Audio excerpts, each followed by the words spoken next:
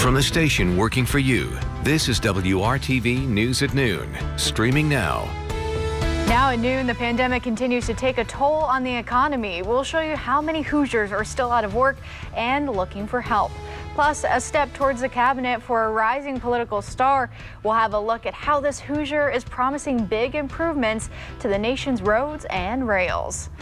Good afternoon. Thanks for joining us for WRTV News at Noon. I'm Megan Shin, joined by, of course, Todd Clausen. And we see some sun today, Todd. I was wearing my yellow because of it. Yeah, you know, lots of sunshine in the forecast here today and the coming days. That's the good news, Megan. It's not just a one-day deal. What is a one-day deal, though, is this relatively warm temperature that we're dealing with for mid to late January, as we're already above normal by several degrees here at the noon hour. In fact, we're up to 44 degrees in Indy, 45 in Columbus as well as Bloomington. Our normal high this time of year is only 35, 36 degrees, so we're running about 10 degrees above normal. And here's all that sunshine that is out there. This is a live look in Bloomington right now, and you can see that there is not a cloud in the sky. Now, one little flaw out there is the wind. You can see the wind gusts and speeds are up to about 23 miles per hour in Kokomo. As you work your way south, it's not quite as gusty, but nonetheless, you'll have to contend with a little bit of a breeze if you're going to be out and about here throughout the day today. But you don't have to worry about any precipitation or much in the way of cloud cover for that matter, as skies will remain mostly sunny, then mainly clear. Tonight will go up another couple degrees for your afternoon high to about 46 degrees, and then much cooler weather arrives back in the forecast for your Friday, Megan. More on that coming up in just a few minutes. Todd, thank you. I look forward to getting outside for a run later this afternoon. And more than 600,000 Hoosiers have now tested positive for the coronavirus since the pandemic began. Indiana reached that milestone after the new numbers from the state health department came out today. They show more than 3,700 new cases reported. 64 additional COVID-19 deaths were also reported. That pushes Indiana past 9,200 coronavirus deaths so far. And there's some good news. The state's updated color-coded map shows fewer counties in central Indiana in the highest red category for community spread. Johnson, Shelby, and Hendricks counties remain in the highest category. Marion and other surrounding counties drop down to the next highest level, and that's the orange level. The pandemic is still having a staggering effect on the job market in Indiana and across the county. New numbers today show unemployment claims remain at high levels. And now that number has reached 900,000 nationally. Nationally, there was a slight drop in new claims for jobless benefits, but the claims are still higher than before the pandemic began. Indiana also saw a drop in new claims down to just over 13,000 last week. That's still well above normal, as many Hoosiers remain unable to find work. And we'll see what Governor Holcomb has to say about the pandemic's effect on the job market and other coronavirus-related topics. The governor's weekly COVID briefing will go live at 2:30 this afternoon right here on WRTV. You can also watch it on the WRTV.com URL and WRTV Facebook page and on your favorite streaming service such as Roku, Amazon Fire Stick, and Apple TV. And now one Hoosier is moving closer to officially becoming part of President Joe Biden's new cabinet. Former South Bend Mayor Pete Buttigieg is expected to be confirmed as Biden's transportation secretary. He opened his confirmation hearing today by saying the president's plans for infrastructure can help create new jobs and bring stability to the country. We also have a lot of work to do to improve the infrastructure in this country, a mission that will not only keep more people safe, but will grow our economy as we look to the future. Now is the time, and I believe we have a real chance to deliver for the American people.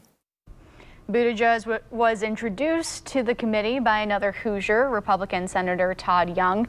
Before his nomination, Buttigieg was seen as a potential challenger for Young because Senator Young is up for re-election next year. And the new president is following his first day of executive actions with more orders and proposals today. Next, he'll try to get an ambitious agenda through Congress where Democrats have a narrow majority, as well as a looming impeachment trial for the former president. ABC's Alex Perche has the details.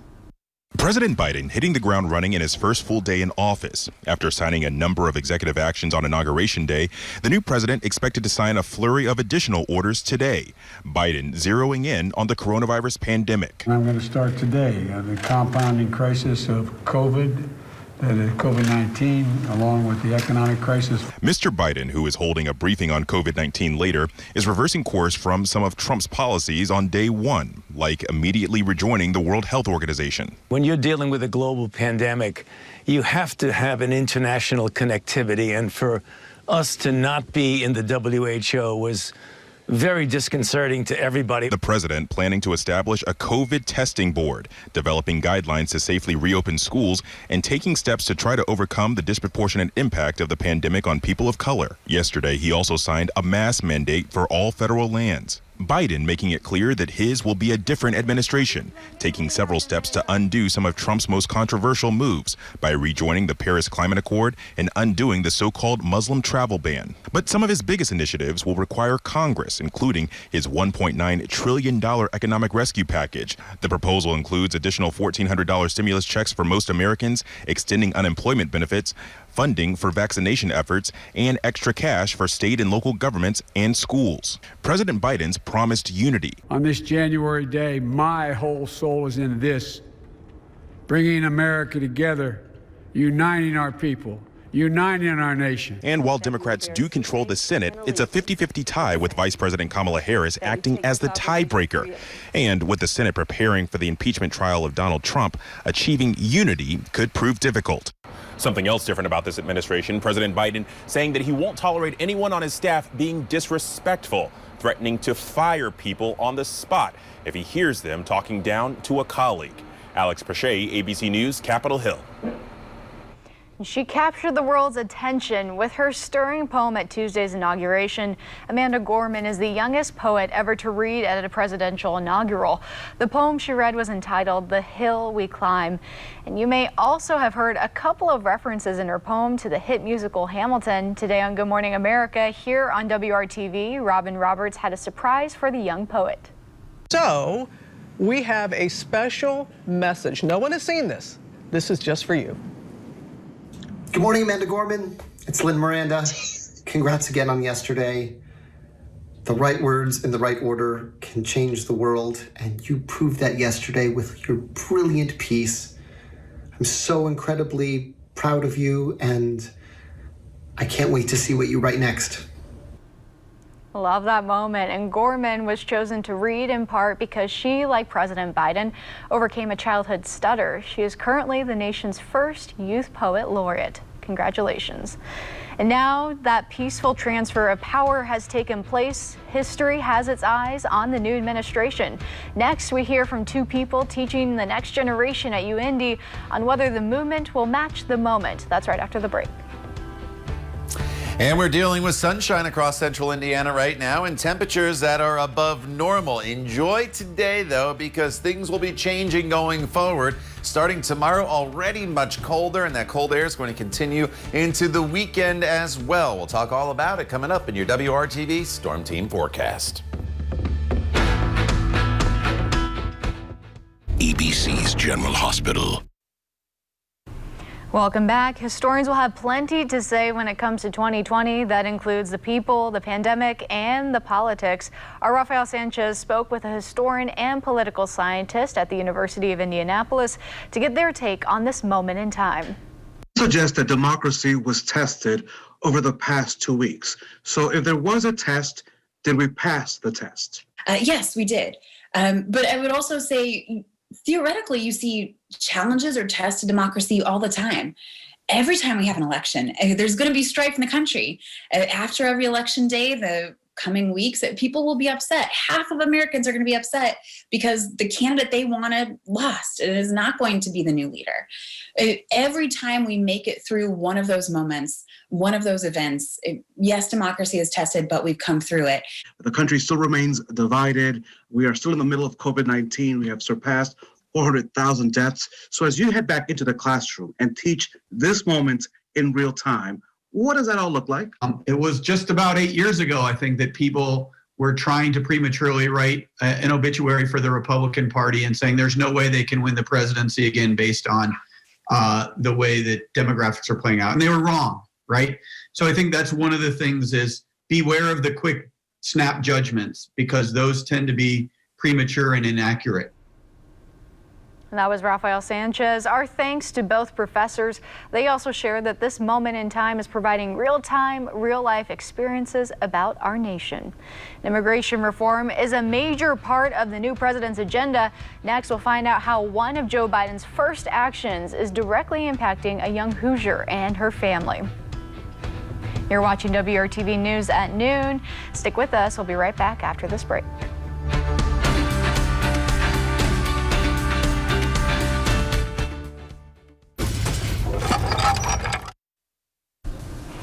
Welcome back. Time now is 12:15. More action on immigration from the new Biden administration. Starting tomorrow, there will be a 100-day pause on the deportation of certain non-citizens. It's the first step in a bigger plan to find a different solution for the 11 million undocumented immigrants in America. Already, the president has released a bill that would allow millions to potentially apply for citizenship. Another one of Biden's new executive actions deals with the DACA program. This program protects immigrants who were brought to the country as young children. And a number of Hoosiers are part of it. Our Cornelius Hawker spoke with one of them who's relieved that the major burden on her family is being lifted. I've been following everything that Biden has been trying to introduce. That's Viviana Castellan Alamillo, and she's been following closely President Joe Biden's efforts to dramatically and quickly change immigration in our country. Viviana is a DACA recipient and comes from a mixed status family. Some of her family members are citizens and some aren't. That's why President Biden's proposed plan means so much to her. If he does, give some kind of path to citizenship or permanent or work authorization to begin with, or even licenses, like all of these smaller things that seem very little are going to make a large impact. As of now, President Biden has signed an executive order directing Homeland Security to take the necessary steps to preserve DACA as it is. The White House has also sent to Congress an immigration bill called the Citizenship Act of 2021. It would immediately give DACA recipients a pathway to citizenship. All of that brings Viviana some comfort after dealing with the last administration and their efforts to end DACA, which would have turned Viviana's life with her husband and son upside down. Trump just really tried to beat down DACA and cut it completely off.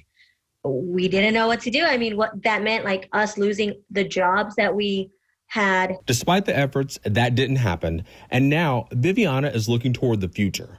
President Biden's immigration bill also provides an 8-year path to citizenship that includes background checks, paying taxes, and other requirements.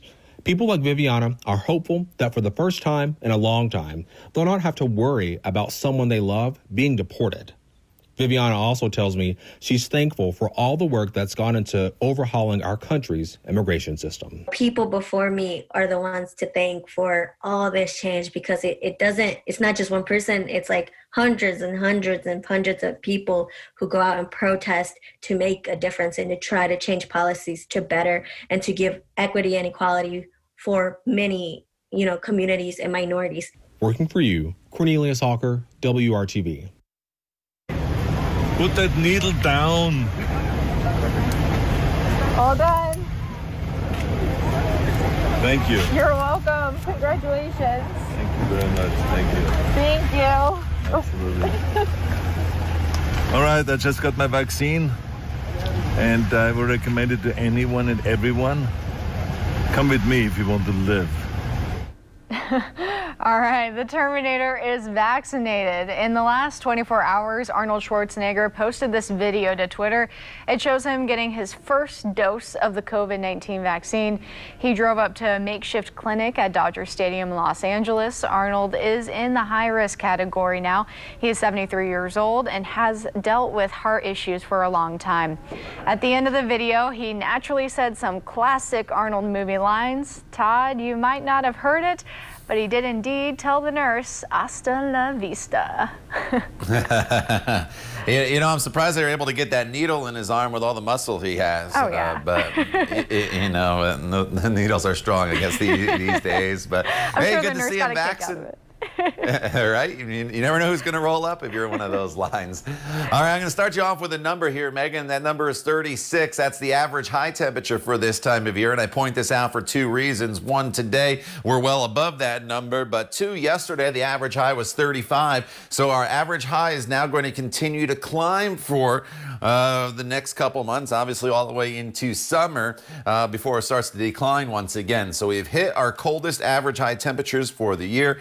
So that's something to put in the past and look forward to warmer air eventually getting in here. Today, not bad at all. Look at all the sunshine from downtown to the north. Not a cloud in the sky. And with that sunshine, temperatures are sitting in the 30s and 40s across the area. 44, a very common number, as you see.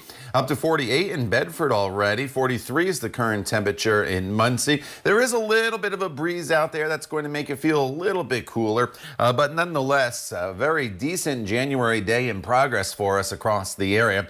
You may see some high thin clouds at times this afternoon, but overall we are in pretty good shape as we find ourselves really in the perfect spot. There's clouds to our north. There was a storm system this morning to our south, but almost all of Indiana is cloud free at this noon hour, and that's the way it remains heading into the afternoon.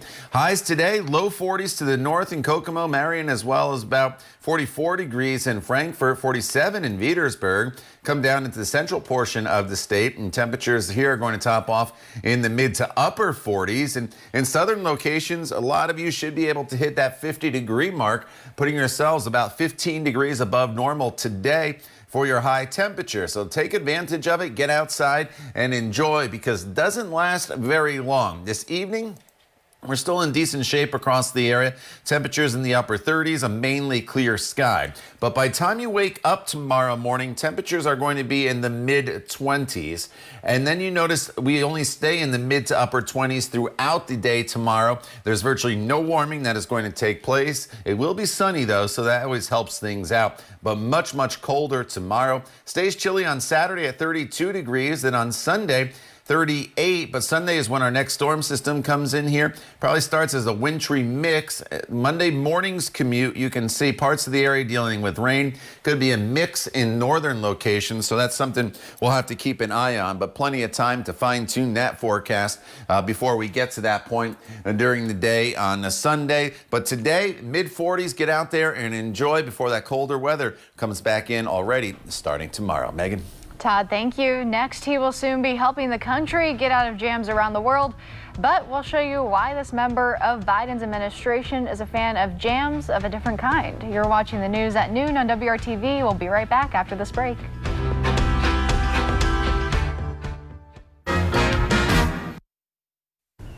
Welcome back. He's expected to be the top diplomat in the new Biden administration, but there's more to Antony Blinken than the grasp of international affairs. A secret of Blinken's got out about him before he was nominated as America's ambassador to the United Nations. During Zoom interviews before last year's election, people spotted a Martin guitar, and those who decided to investigate discovered this. This is a powerful thing, yeah. All right, back in 2018, the likely new ambassador released 3 songs on Spotify, including this, his version of the song Lip Service. And he put out a music under a name that you may not know. It's called You Ready for This? A Blinken.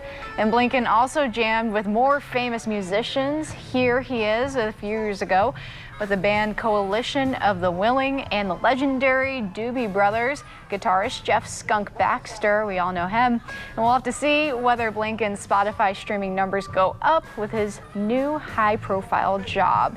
All right, some fun music there. And time for our final check of the weather with Todd Clausen. Todd, you're not jamming out to any music, but it might be a jamming forecast.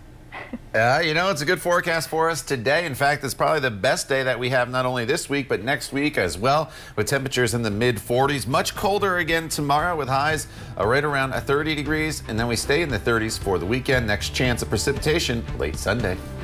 All right, thanks, Todd, and thanks for watching WRTV News at Noon. Stick with us at 5 o'clock, and hope you guys have a good afternoon.